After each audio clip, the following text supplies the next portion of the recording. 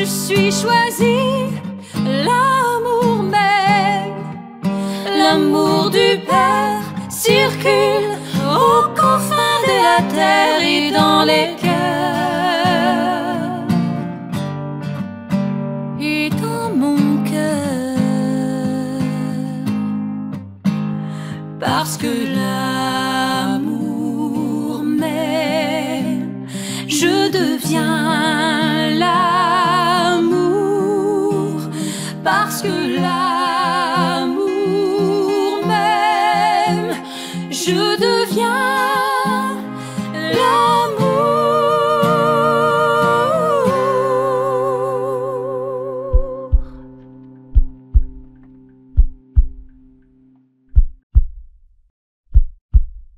Bonjour, chers choisis de Jésus. Aujourd'hui, je suis très heureux que nous ayons l'occasion de partager ensemble sur la règle numéro 18 qui nous dit « Accueille Jésus comme ton sauveur ». Je la répète tellement qu'elle est importante. Accueille Jésus comme ton sauveur. Et après avoir vu que depuis le début que nous cheminons ensemble avec ces règles, nous avons vu que nous avons été créés par Dieu, nous avons vu que nous sommes appelés à retourner à lui et que nous devons vivre en harmonie avec lui, que c'est par amour qu'il nous a créés, que nous avons une mission et que lui-même est la source de l'amour. Maintenant, il nous dit « Accueille Jésus comme ton sauveur ». Peut-être qu'en attendant cela, on peut avoir différentes réactions à partir de ce que nous vivons. Si vous êtes quelqu'un qui vit une grande souffrance, qui vit une grande peine, qui avait une grande difficulté, peut-être que c'est plus facile pour vous de dire « Oui, je sais que j'ai besoin d'un sauveur et je t'accueille, Jésus, comme mon sauveur ». Peut-être que si vous êtes dans une période plus ou moins, qui va plus ou moins bien, que vous avez de temps en temps des petites préoccupations, peut-être que vous vous dites, ben, oui, ça serait peut-être bon que j'accueille Jésus comme mon sauveur. Mais si vous êtes dans une période où tout va bien, vous avez l'impression que tout va bien, que vous êtes autosuffisant, quelle est votre réaction? Et là, je veux m'adresser à vous, et en méditant à cette règle-là, je me disais, pourquoi est-il important d'accueillir Jésus alors qu'on n'en ressent pas le besoin? Eh bien, l'image qui m'a montée, c'est le type qui veut jouer, qui veut l'athlète, qui veut gagner, qui va aux Jeux olympiques. Est-ce qu'il ressent le besoin de s'entraîner alors qu'il se sent en pleine forme? Mais là où il va voir que ça fait la différence, c'est lorsqu'il arrive dans l'épreuve, lorsqu'il arrive devant la compétition. S'il s'est entraîné, il va être en mesure de bien performer. S'il n'est pas entraîné, eh bien, il y a bien des chances qu'il n'y aura pas sûrement le même résultat. Alors nous, c'est la même chose. Si on s'entraîne avec Jésus quand ça va bien, eh bien, lorsqu'arrivent des moments difficiles, parce que d'ailleurs, comme il l'a dit, on va retourner à lui.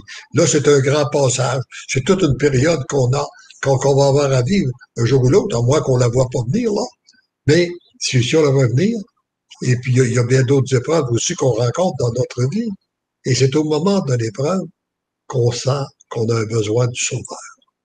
Autrement dit, c'est que si on s'aperçoit qu'on est en train de se noyer, c'est facile de reconnaître qu'on a besoin d'un sauveur. Mais si on est sur les pieds du solide, on en ressent moins le besoin. Mais comme je dis, on a besoin, pareil, de s'entraîner continuellement et s'approcher de lui. Et non seulement, ça a pour effet que si on l'accueille comme sauveur, eh bien lui, il nous transforme. Petit à petit, il fait des transformations en nous. Il veut faire de nous des êtres d'amour. Fait qu'afin que tous les gens qu'on rencontre puissent percevoir son amour, on peut évangéliser tout simplement parce que nous sommes. parfois en disant un mot, parfois en disant rien, parfois en accueillant quelqu'un. Et ce qui nous aide à accueillir les événements, c'est la relation qu'on a avec notre Dieu. Il y a un autre point qui me revenait à l'esprit. Je pensais aux premières années, j'ai fait 45 ans de carrière dans le domaine des assurances. Puis, dans les premières années, je faisais beaucoup de portes pour inviter les gens, pour les convaincre du besoin d'assurance. Et les gens me disaient, j'en ai pas de besoin. Mais non. Hein?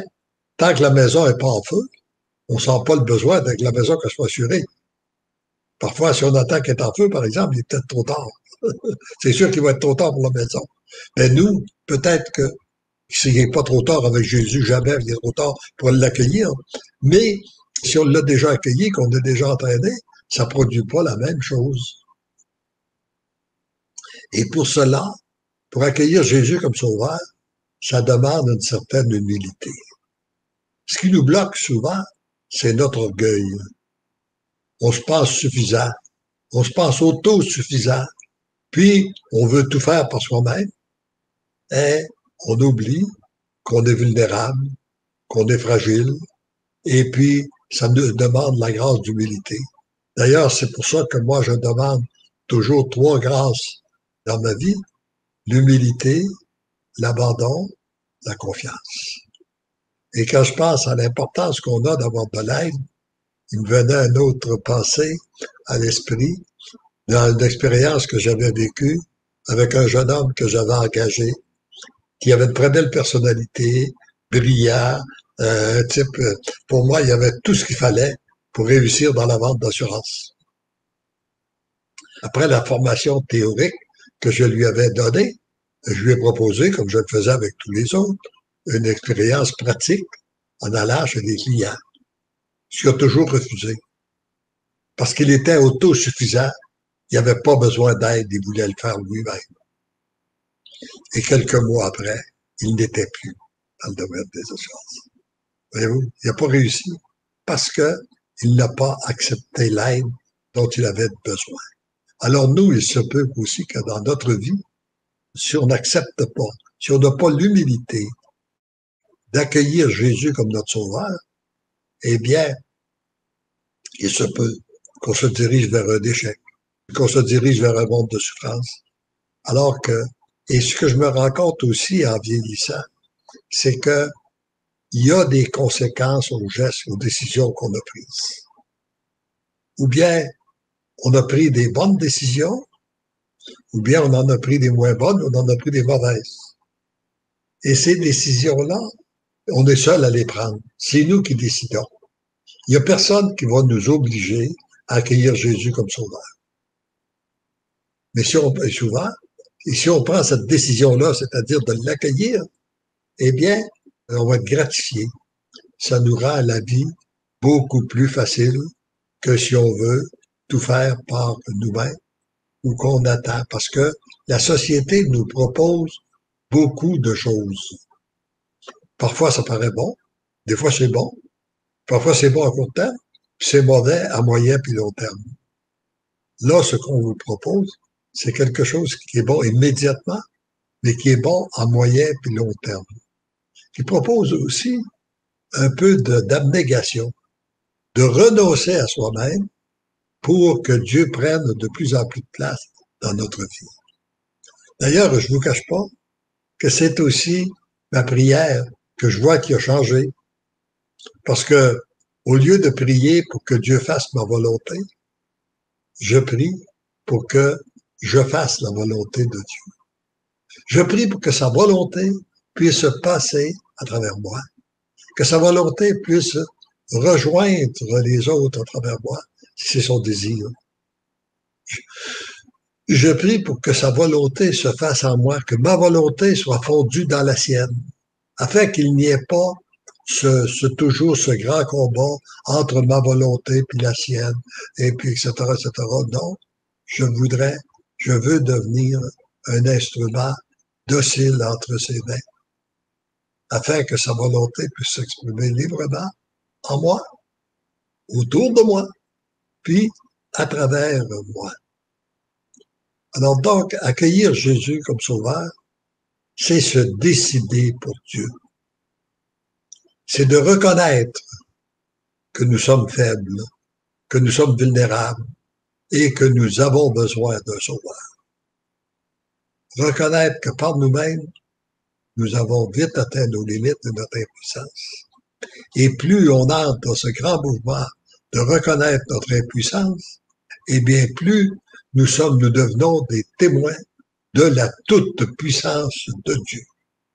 Et en devenant des témoins de la toute-puissance de Dieu, nous entrons de plus en plus dans un mouvement de louange, de grâce, d'action de grâce, et ce qui nous comble de plus en plus davantage, ce qui nous comble davantage, et ce qui nous permet aussi d'être beaucoup mieux préparés pour ce que nous avons à vivre, mais surtout d'avoir la grâce de vivre pleinement le moment présent.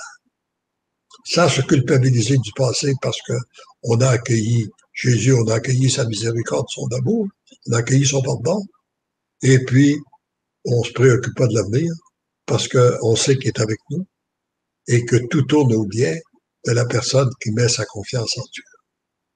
Alors voilà, maintenant on pourrait peut-être prendre la pensée de ce jour qui dit « Mon tout petit, ma toute petite, viens te blottir dans mes bras. Que ton cœur soit tout contre mon cœur, afin que ton cœur batte au rythme du mien, qu'il apprenne à aimer du même amour dont mon cœur aime. » Vous trouvez pas que c'est beau? Et si on avait de plus en plus de gens qui aiment comme Jésus a aimé, eh bien, nous serions à plein pied dans ce monde nouveau, dans cette civilisation où c'est l'amour qui règne et non pas la haine, les divisions, les guerres, les querelles, les compétitions et tout ça. Nous serions tous dans l'action de grâce et la louange. C'est ça que le Seigneur veut de nous.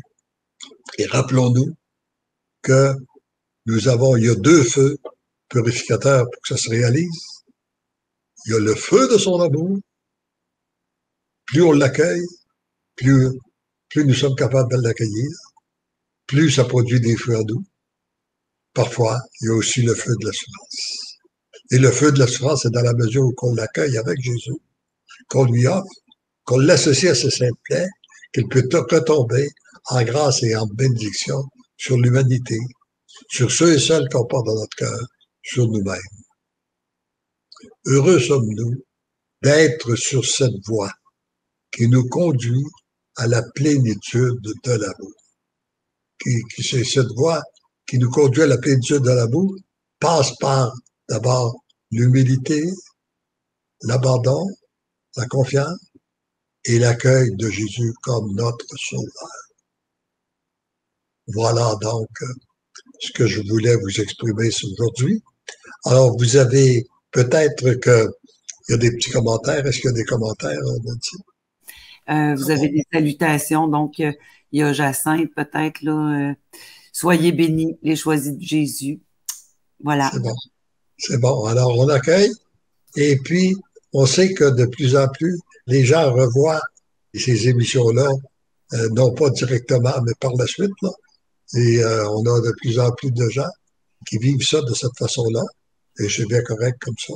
L'important, c'est qu'on se rappelle que nous sommes tous appelés à devenir des êtres d'amour pour que l'amour puisse régner sur cette terre, ce pourquoi nous vivons. Nous avons besoin de Jésus, notre Sauveur. Je suis choisi, l'amour même, l'amour du Père circule aux confins de la terre et dans les cœurs. Et dans mon cœur, parce que l'amour m'aime, je deviens l'amour, parce que l'amour m'aime, je deviens